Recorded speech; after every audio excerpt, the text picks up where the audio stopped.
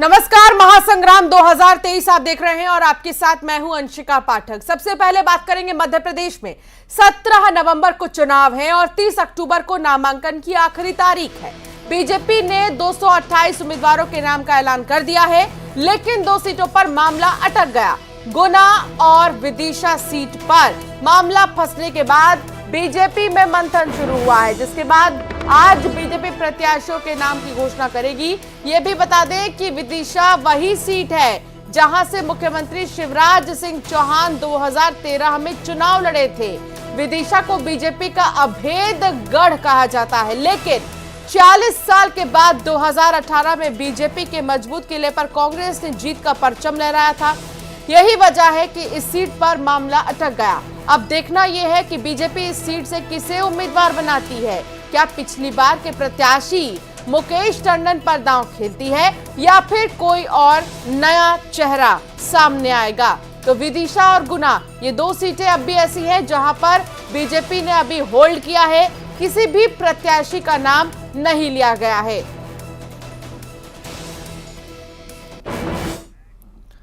तो एमपी में बीजेपी का घोषणा पत्र तैयार है। विधानसभा चुनाव को लेकर बहुत जल्द घोषणा पत्र जारी हो जाएगा।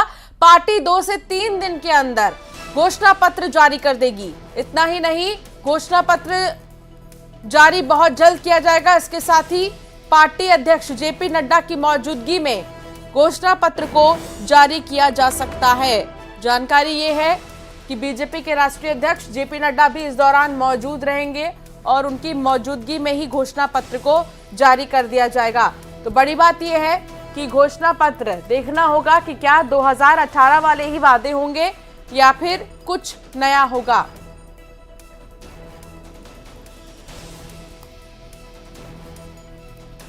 तो घोषणा पत्र बीजेपी जारी कर सकती है और इस घोषणा पत्र में क्या खास होगा ये अभी देखना बाकी है, क्योंकि जेपी नड्डा भी मौजूद रहेंगे जब बीजेपी घोषणा पत्र जारी करेगी। तो एमपी के चुनावी दंगल में बीजेपी कोई कसर नहीं छोड़ना चाहती। पार्टी के बड़े से बड़े नेता, बड़े बड़े नाम प्रदेश का दौरा कर रहे हैं, रणनीति तैयार करने में जुटे हैं। केंद्रीय गृह मंत्री की अगर हम बात करें तो अमित शाह भी 3 दिवसीय दौरे पर एमपी पहुंचेंगे। उनके कार्यक्रम को लेकर बीजेपी के प्रदेश अध्यक्ष वीडी शर्मा का बयान आया है। उन्होंने बताया कि गृह मंत्री अमित शाह प्रदेश में 3 दिन तक संभागीय स्तर पर बैठक करेंगे, जिसमें विधानसभा चुनाव को लेकर पार्टी की आगामी रणनीति का खाका तैयार होगा। वहीं उन्होंने घोषणा पत्र और बाकी बची 2 सीटों पर उम्मीदवारों के नामों के ऐलान पर बात की है। तो बड़े बड़े चेहरे मध्य प्रदेश के चुनावी रण में नजर आएंगे और सबसे बड़ी बात यह है कि अमित शाह का 3 दिवसीय दौरा होगा और इस बीच जो 2 सीटें हैं, गुना और विदिशा, दोनों पर ही प्रत्याशियों के नामों का ऐलान भी संभव है।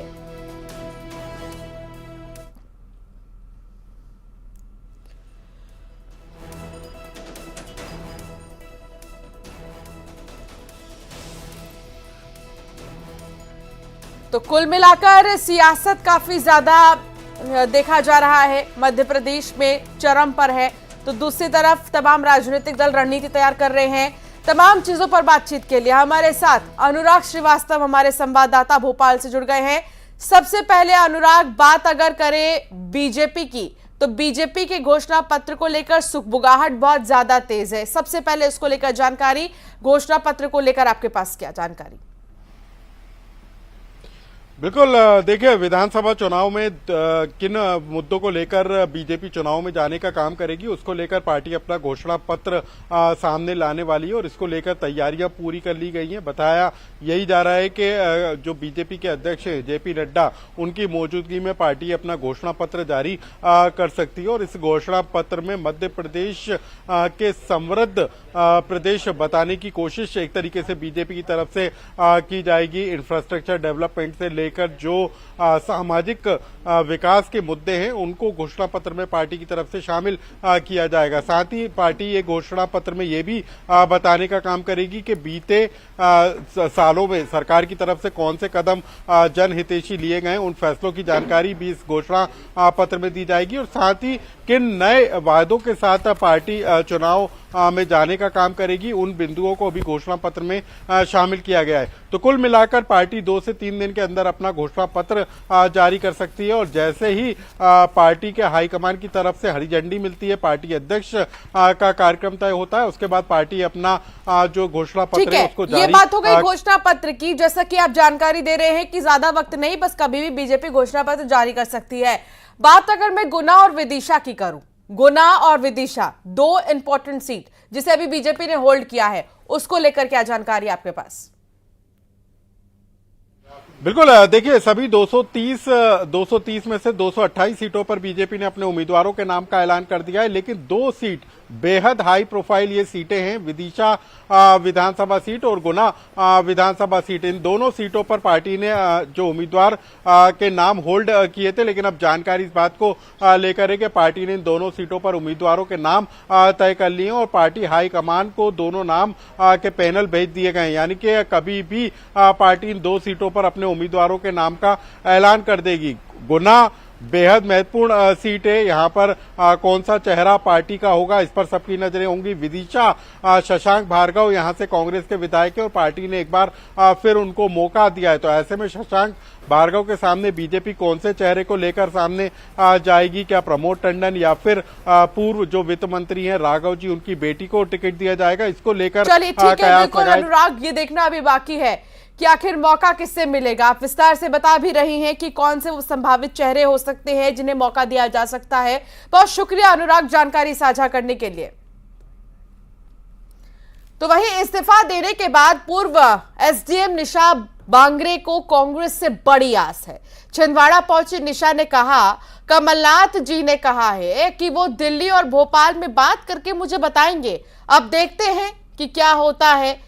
आस लगाए बैठी निशा बांगरे, क्या कांग्रेस उनकी उम्मीदों के मुताबिक चलेगी? ये सबसे बड़ा सवाल है, क्योंकि लगातार आमला सीट को कांग्रेस की तरफ से होल्ड रखा गया था निशा बांगरे के लिए, लेकिन क्योंकि निशा बांगरे का इस्तीफा स्वीकार नहीं हुआ, इसलिए कांग्रेस को उम्मीदवार उतारना पड़ा आमला सीट से।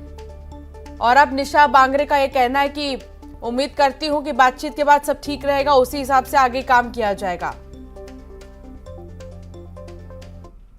हो चुका है, तो मैं वही कमलनाथ जी से बात करने आई हूँ कि उनका क्या मत है, अब वो क्या चाहते हैं। कल शाम को मेरी भेंट हुई तो उन्होंने कहा कि मुझे दिल्ली, भोपाल और सभी जगह एक बार बात करनी पड़ेगी। तो आज मैं सुबह फिर उनसे मिलने आई हूँ कि अब वो क्या चाहते हैं। तो अभी जो डिस्कस होगा उसके बाद ही मैं फाइनली कुछ कह पाऊंगी। आगे बढ़ेंगे और अब बात करेंगे कल्पेश विजयवर्गीय की, जो मुश्किलों में है। चुनाव आयोग में शिकायत हो गई है।